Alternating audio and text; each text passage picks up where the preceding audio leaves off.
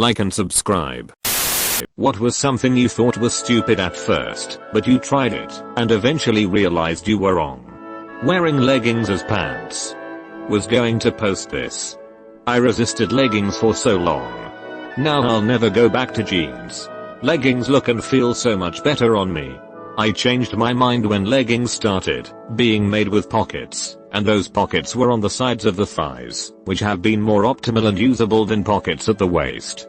When COVID first began, and I was laid off, I started wearing leggings every day. I now can't remember the last time I wore any other kind of pant. Jeggings and yoga pants is where it's at. I was going to say specifically workout leggings. I didn't realize they actually work a lot better than shorts for yoga / pilate / strength workouts, since they're flexible and give your muscles support. I even read that they potentially decrease post-workout muscle soreness. I have CRPS in my left leg, which causes extreme sensitivity issues, and leggings as pants are a lifesaver. I'll be wearing them long after they go out of style. Exercise to help depression. It absolutely isn't a cure, but it does help a lot more than I thought it would. Counselor here. I could not agree more. I wish more people were active and exercised. It is one of the easiest mood boosters available for free. Fact of the day, this is because aerobic exercise increases blood flow to the brain and encourages the growth of new neurons, neurogenesis, which reduces depression. I second this. How do you find the motivation and energy for this? I need to give this a try. Maybe it'll help make it more bearable. Exercise has been shown in studies to be as effective as medication for mild to moderate depression. https://www.mentalhealth.org uk/site/default/files/up_running_report PDF. It's often prescribed as a first-line treatment in countries outside the US, since it costs nothing, and it's good for you in general. It's kind of absurd how denigrated it's been as a potential treatment for depression. I get that the "have you tried yoga?" people are annoying, but sometimes it's correct. TBH, I think the prevailing psychiatric model of mental illness that's so prevalent in the US is kind of, and this is just one of the reasons why everyone's so focused on brain chemicals now, to the detriment of exploring other avenues for treatment. Yes, totally agree. It's almost like I don't have time to be depressed. ANYMORED. Meditation. I thought it was only like a placebo thing, but boy, I was wrong. Meditation really did help me in processing my emotions and thoughts. I encourage everyone to do it at least 10 minutes a day. TBH, it changed me so much. It's just incredible how powerful it is, and how often the media compares it to things like essential oils or faith healing, or whatever. I feel like in a capitalist culture, things that slow you down and make you think or relax tend to be attacked, because it's seen as anti-productive. I completely agree. I thought it was for gullible people, but it has helped my mental health a ton. What are some tips you would give to someone who has trouble meditating, or to a beginner who has never tried it? I recently did a short guided meditation before a meeting I was anxious about. I just get really nervous before I have to lead a work meeting with an important client, no matter how well prepared I am. The meditation I did about 15 minutes before my meeting helped so much, just to get my heart rate down and relax me. Admittedly, I still do not do it very regularly, but if anyone else gets anxious before specific events or activities, I'd say definitely try it. Unfortunately, it didn't work for me, since it just allowed the disturbing thoughts to come in more easily and made me more anxious. I read about it, and apparently it's not helpful for people who have CPTSD/PTSD. I'm glad it works for other people though. Meditating while high is having a tidy home, pretty much always. I always thought I didn't really care, and it couldn't be worth the effort, but I'm so much more relaxed when I'm not living inside a to-do list and everything has its own space etc. And yes, it really is less work overall. To be totally honest though, getting diagnosed and treated for ADHD did minimize the effort needed by a lot. Edit. For people dealing with the same issues. Marie Kondo's the changing magic of tidying up and organizing solutions for people with ADHD really helped me. Mary gives you nice ordered lists to cling to when decluttering, and the other book tells you how to store the stuff that survives. Your last sentence gave me hope, having just been diagnosed myself. Fellow at Brain here, Marie Kondo super helped me. I fold my clothes the way she does, and what a miracle. My laundry is more likely to be put away and have a place. It is definitely something I got used to. I thought I was fine messy, but turns out I am the slightly more tidy one. My roommate just hides her messes when people come over while I like things to have a home. I did the opposite. I used to obsess over keeping my home tidy, and deciding I don't give a has been a huge boost toward my mental health. I have ADHD too, so many tasks related to that are so tied up with people's weird moralization of cleaning/organization, that it becomes a whole emotional thing, and I'm a much happier person not caring if there's some socks in the middle of the floor. Marie Kondo's attitude towards cleaning changed my life. Especially the episode where she talks about folding laundry as a meditative/relaxing exercise instead of a chore. Wireless Bluetooth headphones. Completely agree. So much better than being tethered to a wire. I have cloth aligned myself on too many headsets to ever think Bluetooth headphones were stupid, but I am glad we're firmly in the same camp now. I have some aftershocks and they're amazing. I can't believe I spent so many years tucking headphones cords awkwardly into my sports bra and armband when working out. Plus I can hear my surroundings just fine while listening to podcasts when running. Those in the ear ones just seem too reckless for me. Always thought it was annoying that people wear them and seem to talk to themselves. I could not tell if they were on a call or not. And probably the stupidest reason is because I saw a Doctor Who episode about them taking over the population and becoming Cybermen. Really a whole story arc. Bonus if they're noise cancelling. This is probably the biggest quality of life increase in my lifetime. I'm old enough to have run with a cord dangling from my phone to my ears. Being choked during sex. I didn't get it, tried it, now I get it. What's appealing about it? For people who are down for choking, you can get a similar life-aided rush from having your head hanging off the edge of a bed during intercourse. I can second this. It is mind-blowing when I tell certain men and they cannot stomach the idea. Like, tried it changes lives. Gyms and weightlifting. I thought only dumb dudes do it while in fact, it keeps you strong and healthy regardless of age, sex, whatever. It's the great way to prevent loss of bone mass as women age. Weight training especially. Right, and it makes me feel a lot better for longer than overboarding on cardio, which was my OG fitness plan. There's a massive preconception with some women that weightlifting makes you big and bulky when in fact it takes a lot of work, diet, training and years to ever look like a bikini bodybuilder. Yes. Me too. Definitely, I was reluctant to try body pump classes because I don't want bulky muscles, but it's really meant for toning, low intensity, high rep, and very adjustable to each person's goals. Spending time and effort on my appearance. I was raised very religiously where women existed to be modest but attractive at the same time. Trying to figure out the impossible balance of being attractive, but not too attractive as an awkward kid just made me quit trying, and to look down on all girls/women who put effort into their appearance.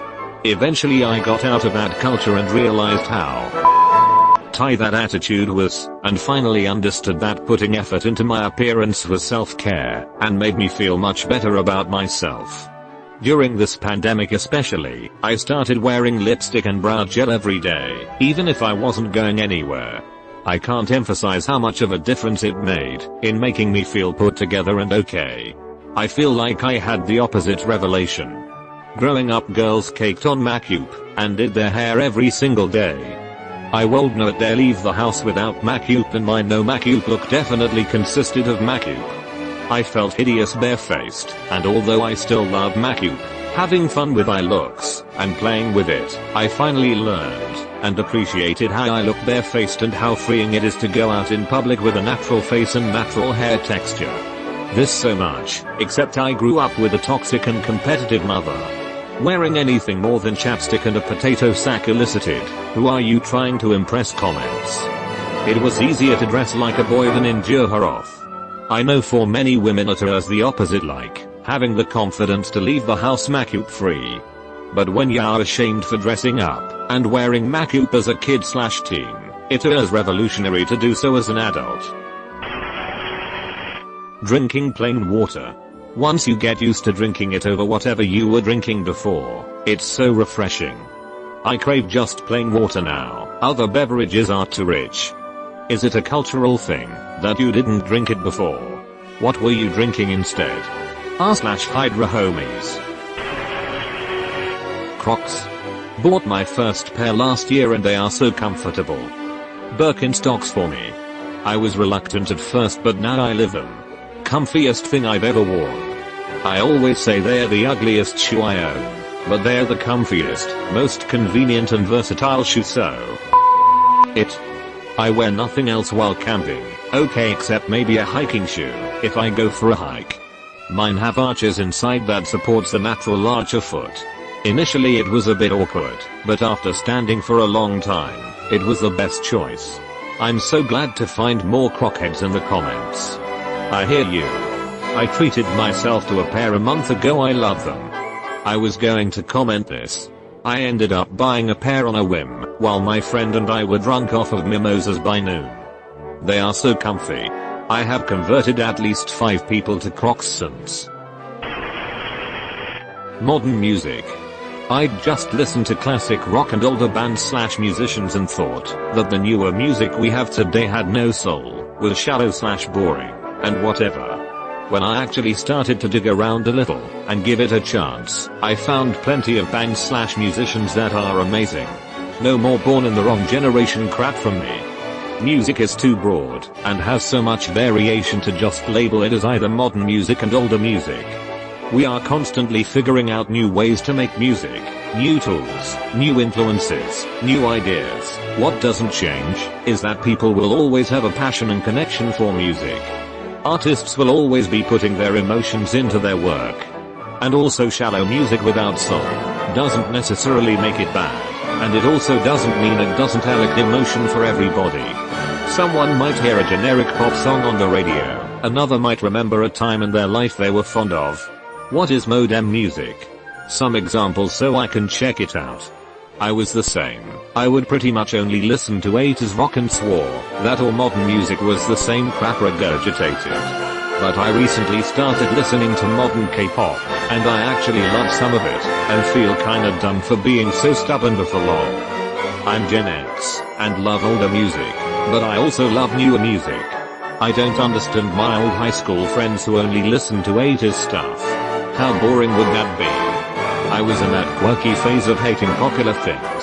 I thought that music of today was lazy and trashy. There's definitely some bad songs of today, but also some bad songs of the past.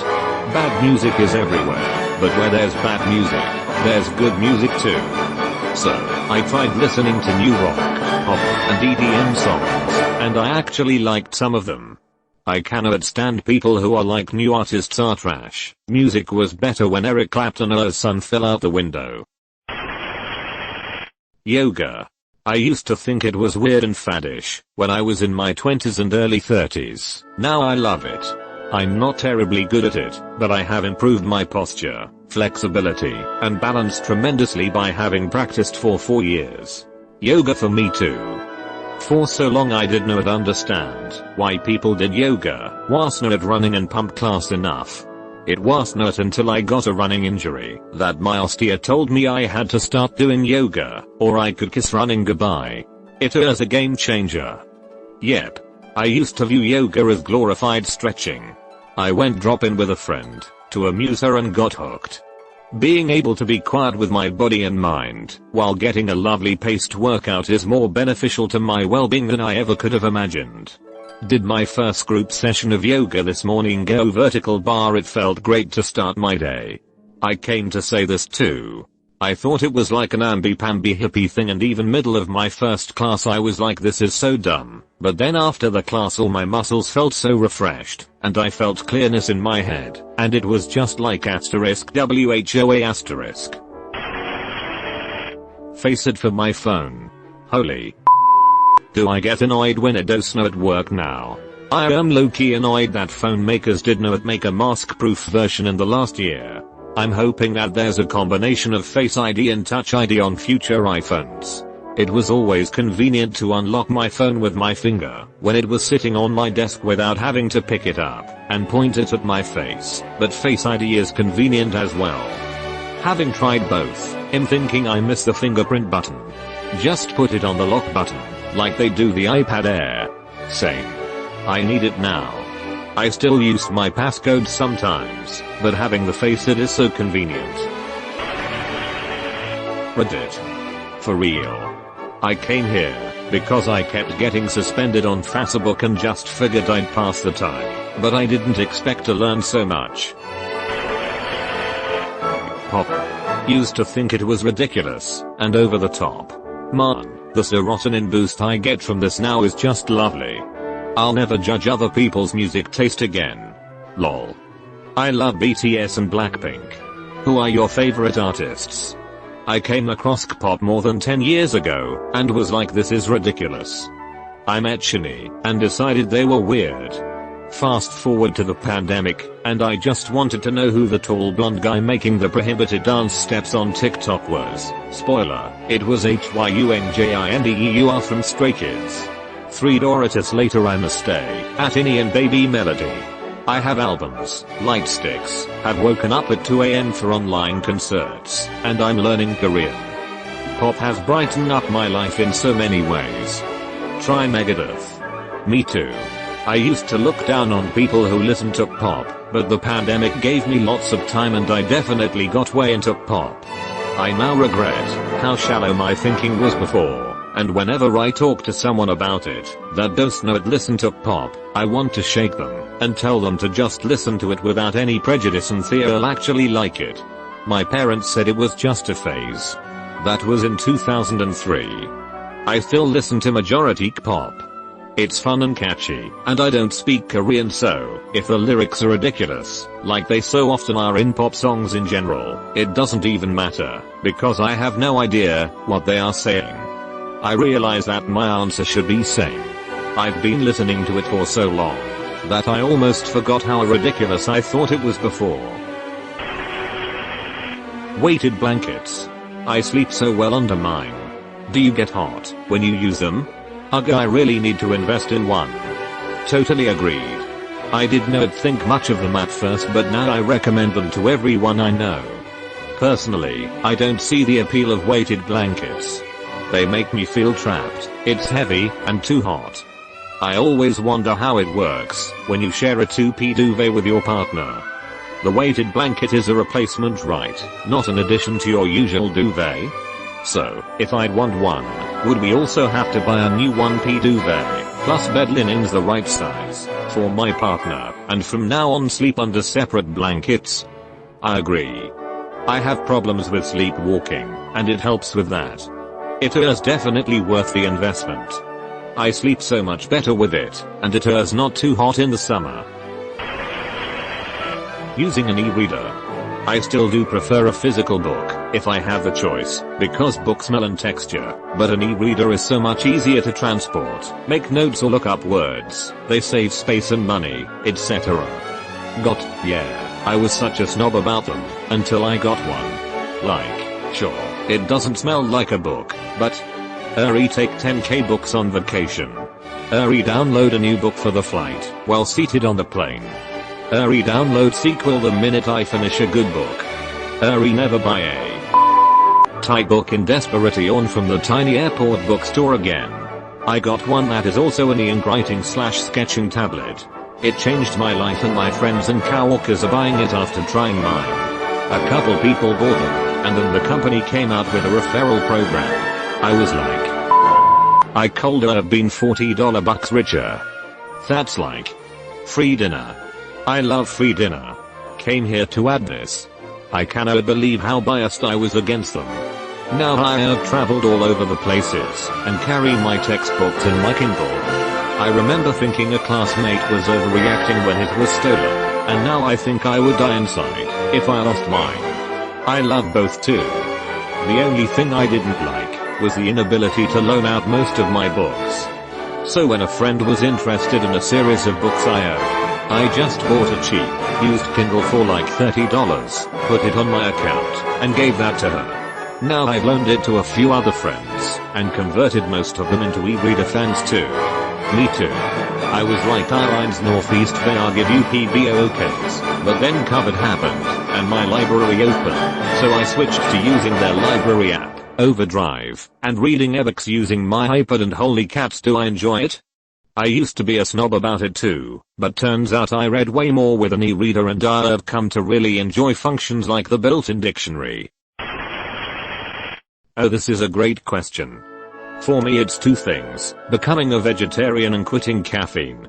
I initially bought into stuff like OMG, where will I get protein, and what about B12, and both are pretty debunked, as plant-based diets done correctly have a lot of protein, and something like 40% of Americans are low on B12, not necessarily vegetarians and vegans.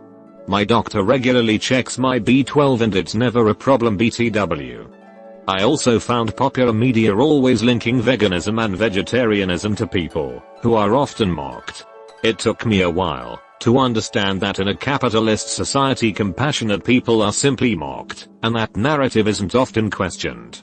I felt bad that I bought into those narratives a bit, but to be fair to me, I didn't have any veggie role models growing up, just pop culture references mocking us, and I'm happy that there's so much more representation now. So I initially quit caffeine to help with some stomach issues, but wow, it helped my anxiety so much I've managed to stay off it since January. I always associated the no caffeine lifestyle with some unflattering stereotypes of Mormons and other religious groups, but it's actually very healthy. I do sort of miss the ritual of it, but there's always herbal teas if I want a warm cup of something in the morning. I do find myself drinking much more water, which has really helped my skin. When I'm not allowed sodas, coffees, or sugary drinks, that only leaves me herbals, teas and water, which seem to be a much healthier choice. I do tend to feel like the odd girl out when I end up at coffee shops with friends or whatever, but I just order my tea and not think too much about it. I'm also saving a bit of calories because when I had coffee drinks, they tend to be swimming in milk and sweeteners. I do agree and understand everything you've said, but I don't think it's good to tout that 40% of Americans are low on B12. B12 deficiencies are really dangerous.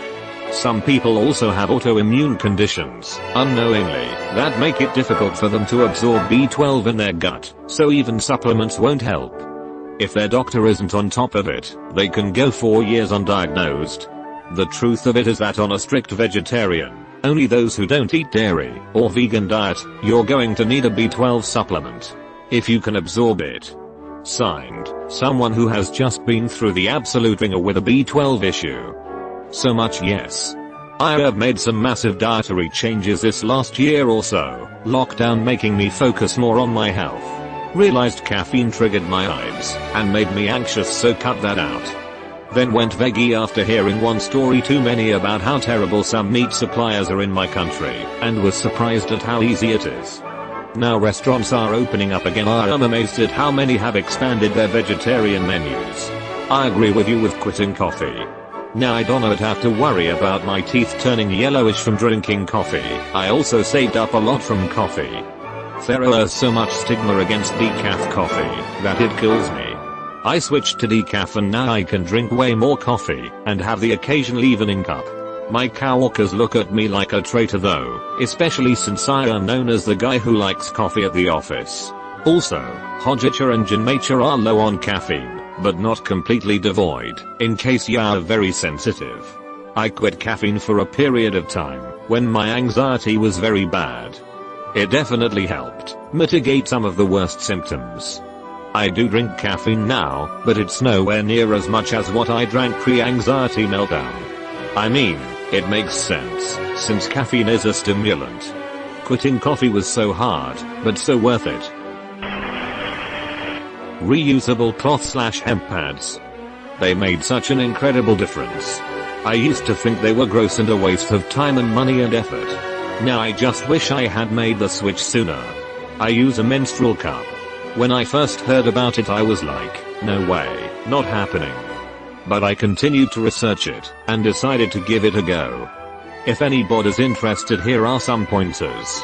Give it a few cycles, to get used to it.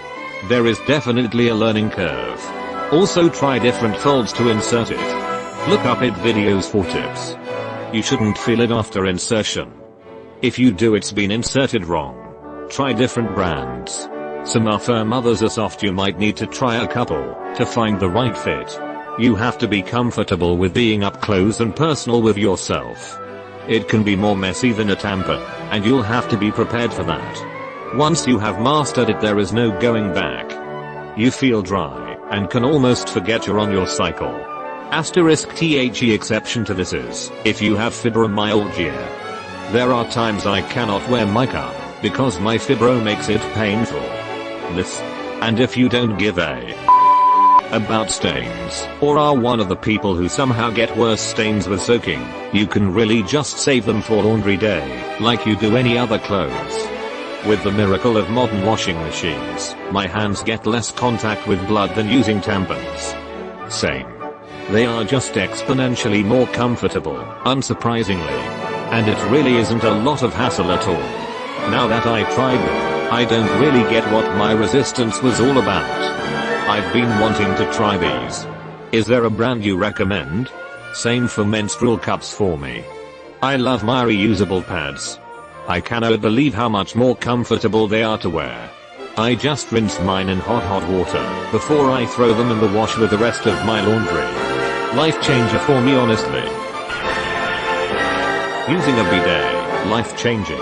Yes, I was skeptical when I first traveled to a country where these are common, but then I got my period and I never felt so clean while menstruating in my life. I'm the opposite. I thought it was super cool and genius until I used one for the first time. My mom said it had two settings, one for ya butt and one for ya lady bits. I tried it, and both of the settings were the exact same, and didn't clean either. Skincare routine. Vertical bar. I did not get into it until I was almost 30. Vertical bar. Now I wish I had done it earlier, so I would have endured some acne scars or blemishes. I got into skincare the beginning of this year. My skin looks so good now. It's addicting. Same. And also buying the more expensive compared to a lot of drugstore stuff, skincare products. It can really make a difference. I got into skincare a few months ago at age 26. Honestly, I don't know if my skin actually looks better. I already had okay skin, and it is still too soon to see results from some products, but I feel a lot better and more confident in my skin. I love doing my routine. It is definitely self-care for me. Massage. Mr. Tough Guy here thought it was just woo-woo stuff for women. My nephew, who is the skeptical intellectual type, watched me suffer with bad low back pain and turned me on to a very experienced and super cool gal that specializes in injury rehab massage. It totally changed my life. It was a good life lesson to keep an open mind. Woo-woo is great also. TBF massage does not have to be woo-woo. I did not used to love massage until I started seeing a manual therapist who is also a Pilates instructor, and she has a deep understanding of the body and how parts are connected. There is no soothing music or spa-like atmosphere, just a small woman going to town on my tight muscles. I love her. Disneyland. I resisted going until my early 20s, and then a group of friends took me. I thought it would be stupid, but it was amazing. As an adult, I want to go so badly.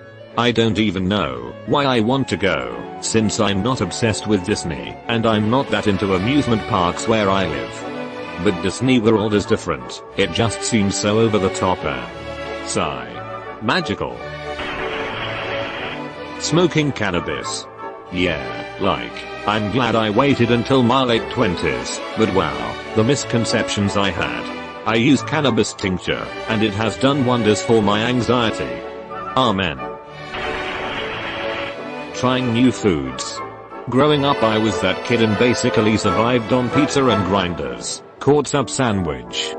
Met my husband, and moved to SoCal, which is the melting pot of food. My god. It was hard at first for him to get me to try stuff, but now I eat all the Team So vertical bar except tentacles. I gotta draw the line somewhere.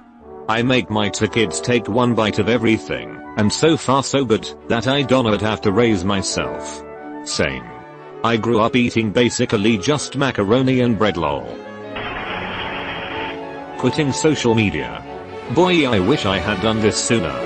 Came here to say this. I took a temporary break last July and here I'm a year later without any desire whatsoever to reactive my Instagram/Facebook. I know Reddit is considered social media, but the big differentiator for me is that I do not share my personal identity on Reddit, and therefore no longer feel pressured to share big life events or pictures from trips to feel relevant in my social circles. I feel so much less anxiety because of it too, and my close friends have adapted to my hiatus and still keep me in the loop via text if something big happens. Agreed. Now I don't have any social media type apps on my phone except for Reddit.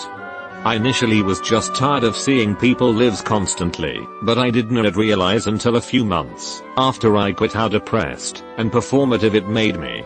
I understand that other people like and use it, but it just seems unnatural to me, and I am so much happier now. I just stopped opening FB in early January, never had the Messenger installed, and haven't felt the urge to go back yet. The only reason I might is to give away some stuff on a give and get group on there. I haven't found a good replacement for that yet in my area. But I've been dragging my feet. Using a rice cooker. Therapy. It's not so much that I thought it was stupid, it was more that I thought it couldn't/wouldn't help.